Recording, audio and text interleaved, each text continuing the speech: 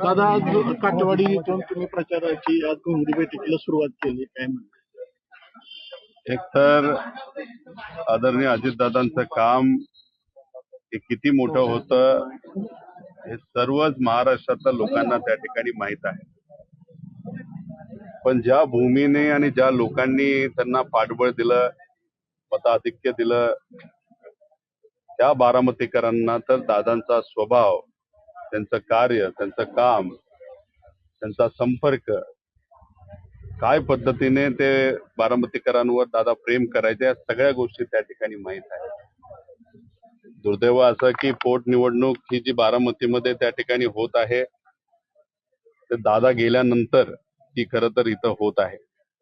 काकी उभ्या आहेत, इथं येऊन लोकांना भेटून चर्चा करून फक्त मी विनंती करत आहे की मतदान होत असताना 100% मतदान प्रत्येक गावातून हे अजितदादांच्या कार्याकडे बघून सुनेत्रा काकींना त्या ठिकाणी व्हावं, याच्यासाठी खरं तर येऊन लोकांशी मी संवाद साधत आहे. कारण का बारामतीकरांना तुम्ही आदेश देऊ शकत नाही, बारामतीकरांना तुम्ही विनंती करू शकता.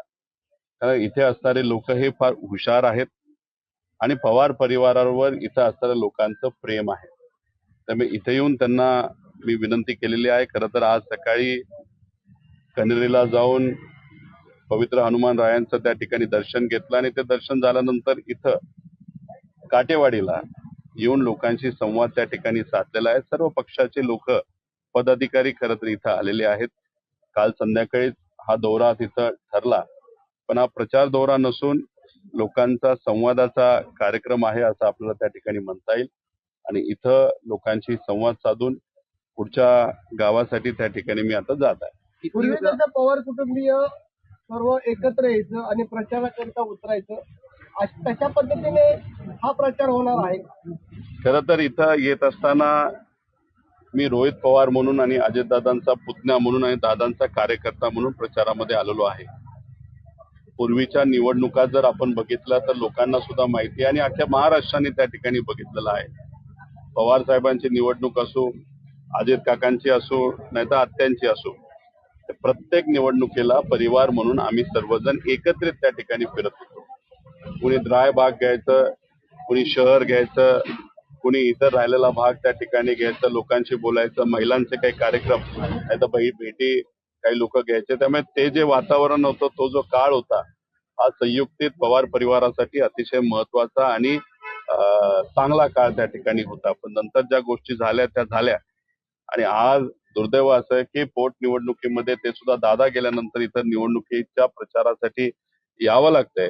हे खरं तर मनाला लागणारं, दुःख देणारं असलं तरी दादांकडे बघून या इलेक्शन मध्ये आजपर्यंत कोणालाच एवढी लीड मिळाली नाही, तेवढी लीड ही त्यांच्या पक्षाला इथून कशी मिळेल यासाठी प्रत्येक व्यक्ती आपापल्या लेवलला त्या ठिकाणी प्रयत्न करत आहे. आपण पाहिलंय की एकंदरीत आतापर्यंत भाजपला या ठिकाणी यश मिळालं नाही, परंतु आता भाजप मोठ्या म्हणजे अनेक नेत्यांना घेऊन या मतदान प्रक्रियेमध्ये येताना आपण पाहतोय. भाजप आल्याने राष्ट्रवादी सुनेत्राबाईंना फायदा होईल का तोटा होईल?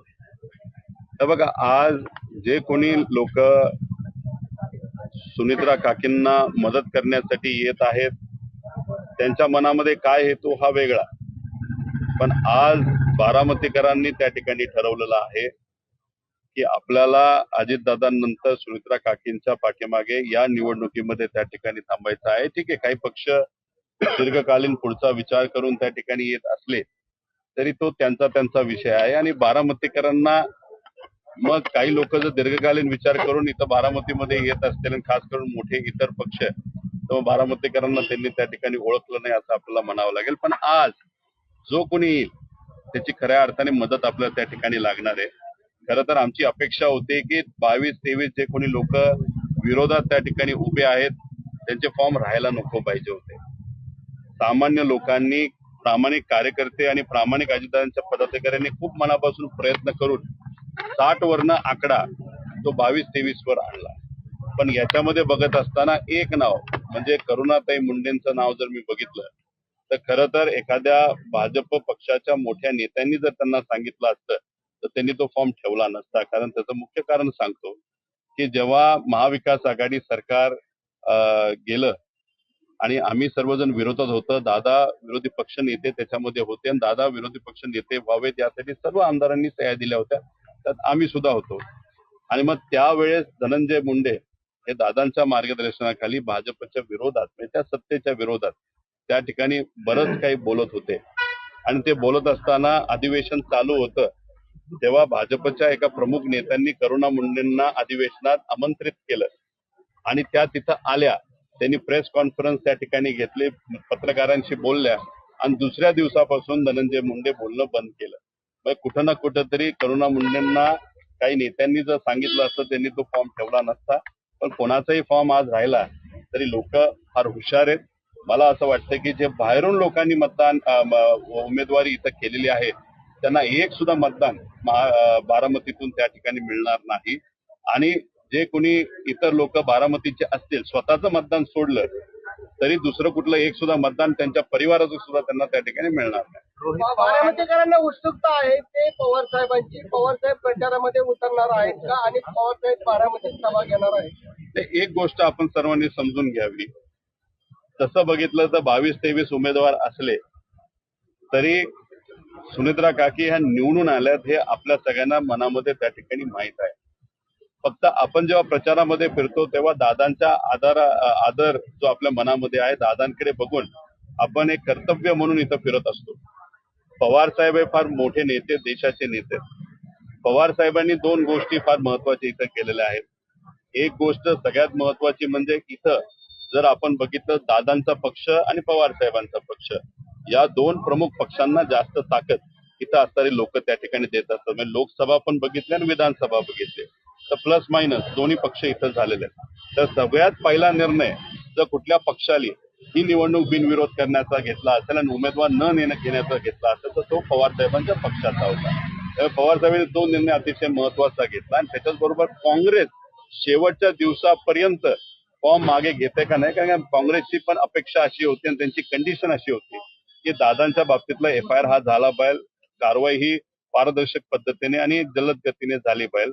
पण शेवटी पवार साहेब, सुप्रियाताई आणि आमच्यासारख्या काही लोकांनी थोडेफार प्रयत्न त्या ठिकाणी केल्यामुळे काँग्रेसने सुद्धा तिथं माघार घेतली. म्हणजे प्रमुख पक्ष आज रिंगणामध्ये त्या ठिकाणी कुठं नाहीयेत आणि त्याच्यामध्ये मोठा वाटा हा पवार साहेबांचा होता. त्या पवार साहेबांनी इथं सभाच घेतली पाहिजे असं कोणाची त्या ठिकाणी अपेक्षा नाहीये असं मला तरी त्या ठिकाणी वाटतं. जे करायचं होतं फक्त परिवारचा प्रमुख म्हणून त्यांनी त्यांची ड्युटी नाही तर जबाबदारी ही चोख पद्धतीने पार पाडली असं लोकांचं सुद्धा मत आहे. दादा खरं तर ही निवडणूक एकतर्फी आहे याचा निकाल निश्चित. एवढ्या मोठ्या प्रमाणात प्रचार का केला? कसं असतं की अजितदादांनी अनेक लोकांना राजकारणामध्ये येण्यासाठी मदत केलेली आहे, सामाजिक दृष्टिकोनातून मदत केलेली आहे, व्यक्तिगत मदत अजितदादांनी तिथं केलेली आहे. त्यामुळे या निवडणुकामध्ये आमच्यासारखे जे लोक नाही तर इतरही लोक जे प्रचारामध्ये सहभाग घेत आहेत ते अजितदादांनी केलेल्या मदतीमुळे, दिलेल्या प्रेमामुळे, दिलेल्या ताकदीमुळे एक अजितदादांच्या प्रती असणारा आदर आणि प्रेम याच्यासाठी लोक प्रचारामध्ये त्या ठिकाणी आलेले आहेत. त्यामुळे याच्या पलीकडे जाऊन भावनिक नातं सोडलं तर मला असं वाटतं की दुसरं कुठला विषय नसावा. जय पवार देखील प्रचार करतायत. आगामी काळात दोघं मिळून काय प्रचार करण्याचं नियोजन आहे किंवा त्यांच्याशी बोलून तुमचा प्रचार चालू का तुम्ही तुमच्या वैयक्तिक पातळीवर? सगळे आपापल्या लेवलला त्या ठिकाणी ते पक्ष म्हणून तिथं प्रतिनिधित्व त्या ठिकाणी करून त्यांचा प्रचार तिथं सुरू आहे. 23 तारखेला मतदान आहे. त्यामुळे आजपासून आपण जर बघितलं तर वेळ काळ थोडासा कमी राहिलेला आहे. त्यामुळे जेणेकरून आपापल्या लेवलला वेगवेगळ्या भागामध्ये प्रचार जर केला तर व्याप्ती सुद्धा प्रचाराची तिथं वाढत असते. त्यामुळे त्यांचा वेगळ्या बाजूचा प्रचार चालू आहे आणि आमचा दुसऱ्या बाजूला चालू आहे आणि इतरही जे परिवारातले इतर लोक आहेत ते आपापल्या लेवलला त्या ठिकाणी प्रचार करत आहेत. सांगता सभेला आपण सर्व एकाच मंचावर दिसणार. ठीक आहे, बघा सांगता सभा, नारळ वाढवण्याचा कार्यक्रम, फॉर्म भरण्याचा कार्यक्रम तसं बघितलं तर त्या पक्षाचा कार्यक्रम त्या ठिकाणी होता. त्यामुळे तिथं म्हणजे कुठेही संवाद आमचा त्या ठिकाणी झाला नसल्यामुळे आम्ही तिथं गेलो नव्हतो. शेवटी प्रयत्न काय आहेत की सांगता सभा सुद्धा ही प्रचाराची सांगता सभा असते. प्रचारामध्ये सहभाग घेतला म्हणजे खूप काय झालं असं मला तरी त्या ठिकाणी वाटतं. तुम्ही आता असं पवारसाहेबांनी म्हणालात की भाजप दीर्घकालीन विचार करते. रोहित पवार बारामतीमध्ये दीर्घकालीन काय विचार करण्याच्या भूमिकेत आहेत? हे बघा, माझा स्वभाव तुम्हाला त्या ठिकाणी माहित आहे. मी जे काय आहे ते ओपनली त्या ठिकाणी बोलतो. इथं माझा जन्म झालेला आहे. माझं मतदान अजून सुद्धा त्या ठिकाणी बारामतीत आहे. मी जिल्हा परिषद या भागातून उभा होतो. दादांनी मला निवडणुकीला त्या ठिकाणी पहिलं तिकीट दिलं होतं. त्यामुळे मी इथं येण्याचं कारण दादांच्या प्रती असणारा आदर आहे. आता हे हा इलेक्शन झाल्यानंतर त्या ठिकाणी शेवटी काकी सुद्धा अजितदादांचीच प्रेरणा घेऊन अजितदादांसारखंच त्या ठिकाणी काम करतील आणि मग आम्हाला आमचा मतदारसंघ आहेच ना, कर्जत जामखेड तिथं असणाऱ्या लोकांनी सुद्धा विश्वास त्या ठिकाणी आमच्यावर हा टाकलेला आहे. एवढी मोठी ताकद आमच्या विरोधात असताना सुद्धा थोडक्यानं का होईना मताने निवडून येऊन या सरकारला जाब विचारण्याची संधी मला तिथं असणाऱ्या लोकांनी त्या ठिकाणी दिलेली आहे. त्यामुळे राजकारण हे जे काय असतं ते आपण प्लॅन करून जात असतो. प्लॅन हा कर्जत जामखेडचाच आहे आणि राजकारण हे उद्या जाऊन कसं होईल कोणालाच त्या ठिकाणी माहित नाही. दादा, शिवसेना उद्धव बाळासाहेब ठाकरे गटाच्या कार्याध्यक्षपदी आदित्य ठाकरे यांची नेमणूक होणार आहे अशी माहिती समजते. बीडमध्ये कार्यकारिणीची बैठक होणार आहे. एकमताने हा निर्णय घेतला जाणार आहे. ते घेतला जात असेल तर चांगली गोष्ट आहे. ते स्वतः कॅबिनेट मंत्री राहिलेले आहेत. परिवारातला एक भाग आहे. युवा पिढी त्यांच्या पाठीमागे त्या ठिकाणी आहे. त्यामुळे त्यांना कार्याध्यक्षपद त्या ठिकाणी मिळालं तर ती चांगलीच गोष्ट आहे. शेवटी तो त्यांचा तिथं पक्ष आहे. माझं एवढंच म्हणणं आहे की सर्व विरोधात असणारे जे कोणी नेते आहेत, कार्यकर्ते आहेत, नाही तर पुढच्या पिढीतले जे कोणी आमदार नाहीतर इतरही सर्व लोक आहेत, त्यांनी एकत्रित येऊन सामान्य लोकांचे प्रश्न जरा आक्रमक पद्धतीने मांडण्याची हीच ती खरी वेळ आहे असं मला तरी तिथं वाटतं. कारण बेरोजगारीचा प्रश्न, शेतकऱ्यांचा प्रश्न, आता या पावसाळ्यामध्ये पाऊस कमी होण्याची शक्यता आहे. त्यामुळे आपण दुष्काळाला समोर जाणार आहोत. त्यामुळे तेही मुद्दे असतील, महिला सुरक्षेचे मुद्दे, हे विषय आक्रमक पद्धतीने कुठलंही त्या ठिकाणी पद असलं काय नसलं काय आपल्याला त्या ठिकाणी सत्तेतल्या लोकांना सुद्धा त्यांच्या नेत्यांपुढे मांडावे लागतील आणि आमच्यासारख्या विरोधकाला सुद्धा रस्त्यावर उतरून ते मुद्दे त्या ठिकाणी मांडावे लागतील. आता अचलपूरमध्ये लैंगिक अत्याचार झालाय, कसं बघता या सगळ्याकडे अमरावतीमध्ये? हे बघा, लैंगिक अत्याचार, महिलेवर कुठेही अत्याचार जर होत असेल, सामान्य लोकांवर अत्याचार होत असेल, ती चुकीचीच गोष्ट आहे. कुठं ना कुठे तुम्हाला आक्रमक पद्धतीने कारवाई त्या ठिकाणी करावी लागेल आणि ती आक्रमक पद्धतीने कारवाई जर सरकारकडनं झाली तर ह्या सगळ्या गोष्टी त्या ठिकाणी तिथं होणार नाही असं माझं तरी त्या ठिकाणी मत आहे. आता खरात प्रकरणाच्या बाबतीत तुम्ही जर बघितलं असेल तर ते उचललं खरं, आणलं खरं, SIT झाली खरं, पण हळूहळू त्याच्या बाबतीतली चर्चा सुद्धा कुठं ना कुठंतरी सरकारमध्ये असणाऱ्या यंत्रणेच्या माध्यमातून कमी केली जाते असं आमच्या सगळ्यांचं त्या ठिकाणी मत आहे. त्यामुळे खरात प्रकरणाला हलक्यात घेऊन तिथं चालणार नाही. अनेक काही पुरावे आहेत, महत्वाची गोष्टी आहेत, त्याच्या खोलामध्ये जाणं पण तितकंच महत्वाचं आहे. त्यांना ताब्यात घेऊन तुम्ही विचारा कोण कुठला नेता तिथं आला होता, कुठल्या प्रकारची पूजा त्या ठिकाणी झाली होती आणि मग त्या पूजेच्या मागचा हेतू सुद्धा काय तिथं होता. 3-4 दिवसापूर्वी तिथे असणारे नाशिकचाच एक द्राक्ष उत्पादक शेतकरी जो तिथं जाऊन खरातांना म्हणजे गुरु मानत होता आणि त्यामुळे त्या ठिकाणी तो तिथं सातत्याने त्यांना भेटत होता. तर त्या एका व्यक्तीला सांगून मला त्या ठिकाणी निरोप दिला की जेव्हा त्या व्यक्तीला पवार परिवारावर प्रेम करणारा व्यक्ती होता, त्या व्यक्तीला खराताला जेव्हा विचारलं होतं की पवार परिवाराचं उद्या जाऊन काय वाटतं, तेव्हा खराताकडनं जे सांगण्यात आलं, जे मला त्या ठिकाणी कळालेलं आहे, अजितदादांच्या ऍक्सिडेंट पूर्वी हे पवार परिवारावर एक खूप मोठा आघात होऊ शकतो अशी चर्चा खरात या व्यक्तीने त्या व्यक्तीकडे केली होती. त्यामुळे हे सगळे जे काही प्रश्न आहेत, हे प्रश्न जे लोकांच्या मनामध्ये आहेत, नाही तर लोकांच्या चर्चेमध्ये आहेत, हे तपासाच्या माध्यमातून कुठं ना कुठेतरी संपले पाहिजे. आणि दुसरी चर्चा अजून अशी सुद्धा आहे. मोठा दावा करतात. अरे आता तुम्ही लोकांची चर्चा केल्याशिवाय होणार नाही ना. आता त्याच्यात दुसरा विषय असा पण आहे की काही जे लोक तिथं पूजेला जायचे, जी कुठली ब्लॅक पूजा होती, काळी पूजा असते का वेगळी पूजा असते, हे मला तरी त्या ठिकाणी सांगता येणार नाही. पण जे कोणी लोक तिथं जात होते ते का जात होते, दादांच्या घराबाहेर ती पूजा कशी झाली होती, कुणी केली होती, हे कुठेतरी आपल्याला समजलं पाहिजे. आता त्याच्यामध्ये जे काही एक इतर विषय आहेत, मी खरं तर आता 23 तारखेनंतर याच्यावर जास्त स्पष्टपणे बोलू शकतो. त्यामुळे इथं माझं फक्त एवढंच म्हणणं आहे की एखादी घटना जर कुठं त्या ठिकाणी घडत असेल आणि लोकांच्या मनामध्ये प्रश्न असतील तर ते कुठेतरी चर्चेतून इन्व्हेस्टिगेशन पारदर्शक पद्धतीने त्या व्यक्तीला विचारून ह्या सगळ्या गोष्टी बाहेर आल्या पाहिजे आणि तपास योग्य पद्धतीने झाला पाहिजे. तपास योग्य पद्धतीने होतोय असं तुम्हाला वाटतंय का? आणि होत नसेल तर का होत नाही आणि कोणामुळे होत नाही? नाही एसआयटीने आतापर्यंत केलेलं काम हे चांगलं आहे. त्याच्यामध्ये जे काही पुरावे आणले खरं तर खूप मोठ्या प्रमाणात पुरावे, व्हिडिओ, काही गोष्टी आता एसआयटीकडे आलेल्या आहेत. त्यामुळे एसआयटीचं काम हे आतापर्यंत चांगलं आहे. फक्त माझा प्रश्न एवढाच आहे की सामान्य लोकांचे व्हिडिओ बाहेर आले, महिलांचे व्हिडिओ बाहेर आले, ते येणं चुकीचं होतं. पण नेत्यांचा व्हिडिओ असताना सुद्धा बाहेर येत नसेल तर मग कुणी काय त्याचा राजकीय दृष्टिकोनातून फायदा करत आहे का? एवढंच आमचं मत आहे. आणि एसआयटी खूप चांगलं काम करते, एवढ्या गोष्टी ते बाहेर काढू शकले. दुसरा प्रश्न आम्हा सगळ्यांना असा पण पडलेला आहे, मग एसआयटी एवढं काम करू शकते तर मग एसआयटी पेक्षा मोठी संस्था जर या राज्यामध्ये कुठली असेल तर सीआयडी आहे.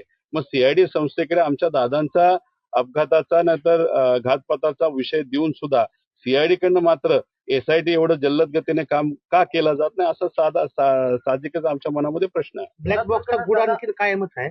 आम्ही ते कायम ठेवणार नाही. काही दिवस आपण वाट बघू. शेवटी बघा अधिवेशनामध्ये सुद्धा आणि सुमित्रा काके सुद्धा आपापल्या लेवलला प्रयत्न त्या ठिकाणी करत आहेत. दिल्लीत जाऊन सुद्धा त्या मोठ्या नेत्यांना भेटल्यात, त्यांनी सुद्धा या बाबतीतली चर्चा केली असावी. पार जे त्यांच्या लेवलला वडिलांना न्याय देण्यासाठी ते आपापल्या लेवलला प्रयत्न करत आहे. आम्ही आमच्या लेवलला प्रयत्न करत आहे. हा ब्लॅक बॉक्सचा मुद्दा नक्कीच आश्चर्यजनक आहे. अधिवेशनामध्ये जेव्हा मी मुद्दा मांडला तेव्हा मुख्यमंत्र्यांनी आम्हाला उत्तर दिलेलं आहे. मुख्यमंत्र्यांनी उत्तर देत असताना काही गोष्टी सांगितल्यात की आम्ही जाऊन बोलू करू, पण आता बऱ्याच राज्यांमध्ये इलेक्शन असल्यामुळे मुख्यमंत्री सुद्धा त्या इलेक्शन मध्ये थोडेसे व्यस्त आहेत. एकदा 23-24 ची तारीख होऊ द्या, पुढचे 7 दिवस अजून आपण या सरकारला त्या ठिकाणी देऊ आणि मग खरंच अधिवेशनामध्ये ज्या ज्या गोष्टी काय बोलल्या गेल्या त्या पद्धतीने या सरकारकडनं गोष्टी होत आहेत का हे त्या ठिकाणी बघा. आम्हाला इथं काय आज आक्रमक बोलून राजकारण करायचं नाही, कारण दादांचा विषय हा राजकीय विषयापेक्षा पलीकडे गेलेला विषय, तो भावनिक आहे. त्यात कुठेही प्रकारचं राजकारण नव्हतं. सगळ्यांना तेवढी समान संधी देऊन इन्व्हेस्टिगेशन फक्त लवकर आणि पारदर्शक पद्धतीने व्हावं अशी आमच्या सगळ्यांची इच्छा आहे. खराबचा एन्काउंटर असलेली शंका खासदार प्रणित शिंदे यांनी व्यक्त केलेली आहे, कारण त्यात अनेक सत्ताधाऱ्यांची नावं देखील समोर येण्याची शंका नाही. याच्या आधी मी सुद्धा हा मुद्दा त्या ठिकाणी बोललेलो आहे की भीती अशी वाटते की खरात सुसाईड प्रकरण, सुसाईड करून मृत्यू झाले अशी चर्चा होऊ शकते. नाही एन्काउंटर सुद्धा त्या ठिकाणी केलं जाऊ शकतं, कारण त्यांना बरीच काही माहिती आहे. त्यामुळे या सगळ्या गोष्टी लक्षात घेऊन त्यांनी केलेलं कृत्य हे चुकीचंच आहे. त्या माणसाले त्याच्यावर तर कारवाई, त्याला जेलमध्ये आयुष्यभर टाकलं पाहिजे. जी कुठली कारवाई ती करा, पण माहिती घेणं, तपास योग्य दिशेने घेऊन जाणं हे पण तितकंच त्या ठिकाणी महत्वाचं आहे. राष्ट्रवादीच्या प्रचारात सुरुवातीला पवार साहेबांचा बॅनरवरती फोटो लावण्यात आला, त्यानंतर परत तो फोटो काढण्यात आला. नाही आता हे बघा, मला काय कुठल्या पक्षाला मुद्दामून काही गोष्टी केल्यात असं मला तरी त्या ठिकाणी माहित नाही. पण शेवटी जेव्हा पक्ष वेगळे असतात तेव्हा त्या पक्षाचं अस्तित्व सुद्धा तिथं वेगळं असतं. त्यामुळे एका पक्षाच्या बॅनरवर दुसऱ्या पक्षाचा नेत्याचा फोटो आला तर दुसरा जो पक्ष आहे तिथं असणाऱ्या कार्यकर्त्यांमध्ये संभ्रम हा निर्माण होऊ शकतो. त्यामुळे इथं फोटो आता बघा, बिनविरोध करण्यासाठी पवार साहेबांनी खूप महत्वपूर्ण रोल प्ले केलाय. त्यांनी त्या ठिकाणी लक्ष घातलंय, त्यांचा खूप मोठा वाटा आहे हे दुनियाला त्या ठिकाणी माहिती, बारामतीकरांना माहिती. फक्त साहेबांचं मत एवढंच असावं आणि कदाचित त्यामुळेच तो निर्णय तिथं बदलला असावा की पक्ष वेगळे आहेत, फोटोमध्ये मात्र त्या ठिकाणी कुठेही काय गोष्टी मिक्स करू नका अशी भूमिका साहेबांची असावी. दादा विलिनीकरण थांबलंच म्हणायचं. आता प्रचारासाठी मी काकींच्या प्रचारासाठी आलेलो. एकदा प्रचार होऊ द्या, मतदान त्या ठिकाणी होऊ द्या, त्याचा निकाल तिथे येऊ द्या. महाराष्ट्रात आजपर्यंत कुणी एवढ्या मताधिक्याने निवडून नाही आलं, तेवढ्या मताधिक्याने काकींना निवडून येऊ द्या, त्यानंतर मी राजकीय भूमिका घेईन. संदर्भातच भाजपने एका नेत्याने विलीनीकरणाला आमचा विरोध नाही असं म्हणतोय, मात्र आता ही परिस्थिती शक्य नाही असं देखील त्यांनी त्या संदर्भात खूप मी तेच म्हणतो, एकदा रिझल्ट येऊ द्या, मग मी याच्यावर राजकीय भूमिकेतून त्या ठिकाणी बोलेन. सुमित्रा काकींची भेट घेणार आहे. मला माहित नाही काकी कुठे आहेत, कारण शेवटी त्या उपमुख्यमंत्री सुद्धा आहेत, त्यांच्याकडे अनेक हाती आहेत, मंत्री सुद्धा आहेत. तर मला असं वाटतं की अजितदादा याच्यापूर्वी कनेरीला येऊन पवित्र मंदिरामध्ये त्या ठिकाणी नारळ फोडायचे आणि त्यानंतर डायरेक्ट सांगता सभेला यायचे. आता ती स्टाईल काकींनी सुद्धा या इलेक्शन मध्ये सांभाळावी असं मला तरी वाटतं, कारण का हे जे कार्यकर्ते पदाधिकारी नागरिक आहेत, कुणी इथं येऊन काही सांगितलं, विरोधात सुद्धा सांगितलं ते इतके बारामतीकर हुशार आहेत, त्यांना काय करायचं हे माहिती आहे. त्यामुळे त्यांच्याकडे जर संविधानिक पद अख्ख्या महाराष्ट्राचं असेल तर त्यांनी त्या पदाच्या माध्यमातून महाराष्ट्राला सेवा द्यावी, सांगत्या सभेला यावं. बाकी सगळी काळजी इथे असणारे कार्यकर्ते, आमच्यासारखे दादांवर प्रेम असणारे कार्यकर्ते आणि परिवारातले लोक हे नक्कीच ती जबाबदारी सांभाळतील असं मला तरी मला वाटतं. निवडणुकीची मतदानाची औपचारिकता बाकी वाटते किती लिहिण्याचा असेल असं आपल्याला दिसतं? हे जे कोणी 22-23 लोक उभे राहिलेले आहेत, बारामतीचे उभे आहेत, त्यांना प्रत्येकाला एखाद दुसरं मत मिळालं तर काय वेगळं वावगं ठरू नका. आणि बाहेरून आलेले लोक आहेत, त्यांना 0 सुद्धा मतदान झालं तरी वावगं ठरू नका. त्यामुळे म्हणूनच मी लोकांना म्हणतो, मतदान जास्त करा. बाकी मतदान जेवढं जास्त होईल, 3.5 लाख मतदान जर झालं, 100% मतदान झालं तर मग समजून घ्या तेवढ्या पटीने म्हणजे 99%, 98% मतदान हे अजितदादांच्या पक्षाला, दादांकडे बघून त्या ठिकाणी होईल. 3 लाख झालं तर 99-98%, आणि जर समजा 2.5 लाख झालं तर म्हणून मताधिक्य वाढवायचं असेल तर मतदानचा टक्का हा वाढून घेणं पण तितकंच महत्वाचं आहे.